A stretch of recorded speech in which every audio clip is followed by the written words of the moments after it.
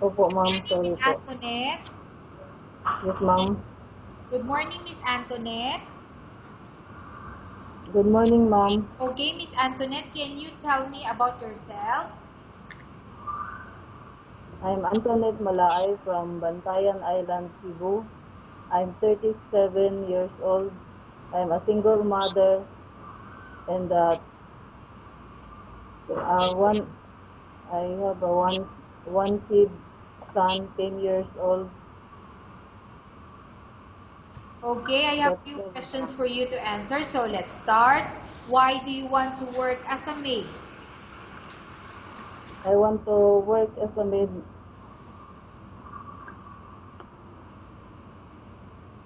Okay, go ahead, because Miss because Antoinette. I already experienced and so that I can provide for the studies of my child. Okay, why you choose Malaysia when there is a lot of other country?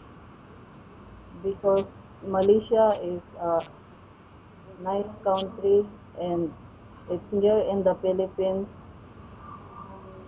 Okay. and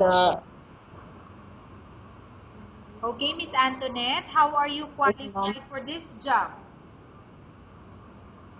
because I already experienced here in the Philippines as a housemaid. Okay, may I know what is your education level is? I am graduate in Bantayan Southern Institute in 1997, 98. Okay, so what you mentioned only that you graduated from this school. Are you a high school graduate or what? High school graduate, ma'am. What is your recent working experience?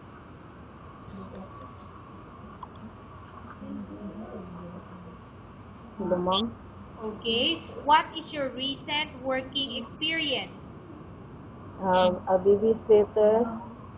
Okay, have you worked abroad before? No, ma'am. Do you have experience of taking care of baby? Yes, madam. And whose baby or children you are taking care of? My own child and the children of my employer, madam. Okay, what about elder or older people? Do you have the experience?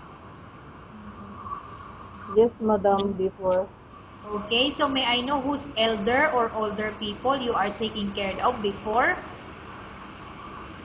he's the friend of my cousin. Okay, whose elder you are taking care of? He's an American soldier, re- retired. Okay, so how old the elder you are taking care of? 67 years old. Do you have any other special skills? Take care of the babies, madam. I am cleaning the house. Okay, are you willing to learn new skills? Yes, madam.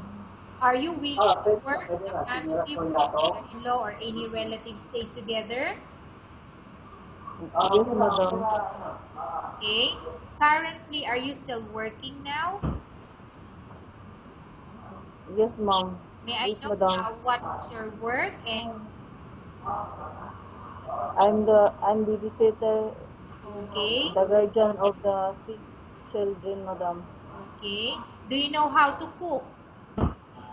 Yes, madam. What sort of food can you cook? Um, Filipino dishes. Okay, can you tell me what are those Filipino dishes that you can cook? Um, chicken adobo, tinolang, uh, fish, fish tinola, pinakbet. That's all, madam. Okay. Are you aware that you will have to do washing, cleaning, and cooking? Yes, madam. From all the house chores like cooking, cleaning, ironing, and washing, which do you like most? Take care of the babies and cleaning the house.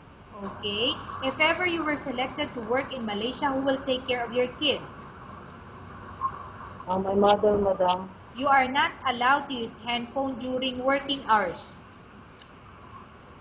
Yes, madam. You are only allowed to use handphone after you finish all the works and when going to bed.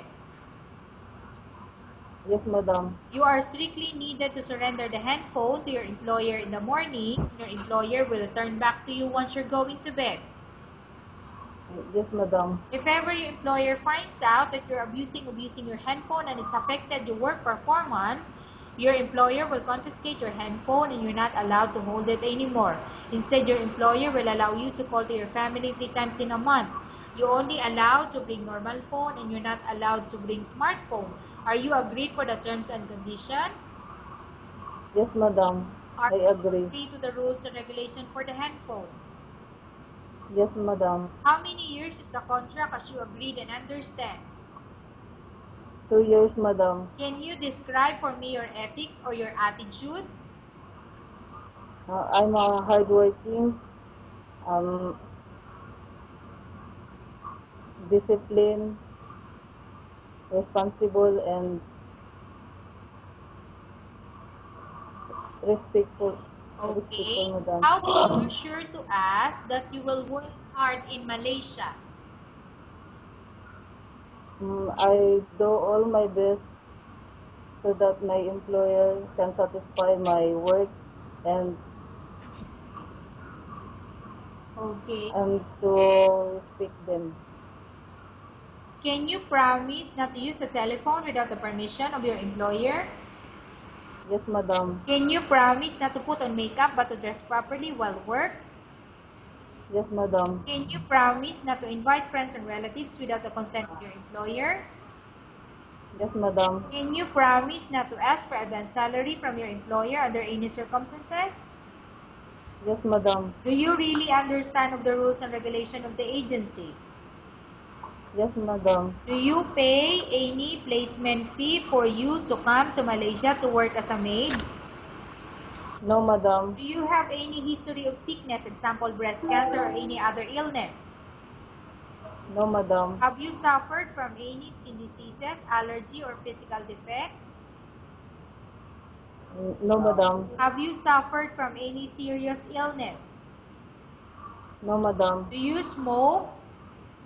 No, madam. Have you undergone any operation or surgery? No, madam. Are you medically fit? Yes, madam. Are you in any medication? No, madam. Are you allergic with any food? No, madam. Are you prepared to work for the employer of any race? Miss Antoinette, can you please answer? Yes, ma'am. Okay, kindly answer the question. Are you prepared to work for the employer of any race? Yes, madam. Are you prepared to eat that type of food taken by your employer? Yes, madam. Are you afraid of being left alone in the house? No, madam. Are you afraid of dogs or other pets? No, madam. Can you promise to work according to instruction from your employer? Yes, madam. Do you have any immediate family working in Malaysia? No, madam. Okay, Miss Antoinette, we have finished our question section. Let's go to case study. I have a case study for you and I want you to answer me truthfully. Upon Yes, arriving to madam. Malaysia within 6 months, if ever any of your family members pass away, what will you do? Will you continue to work till finish the contract or you will go back? I will finish my contract, madam. Okay, tell us about yourself and why do you want to work in Malaysia as domestic helper? I want to I want to work as a domestic helper in Malaysia so that I can provide the for the studies of my son and for also for my mother also. Okay, Antoinette, what do you want to tell to your employer who watching your video? Hi, madam. I'm I'm Antoinette Malaay. and I'm willing to work so hardworking and all.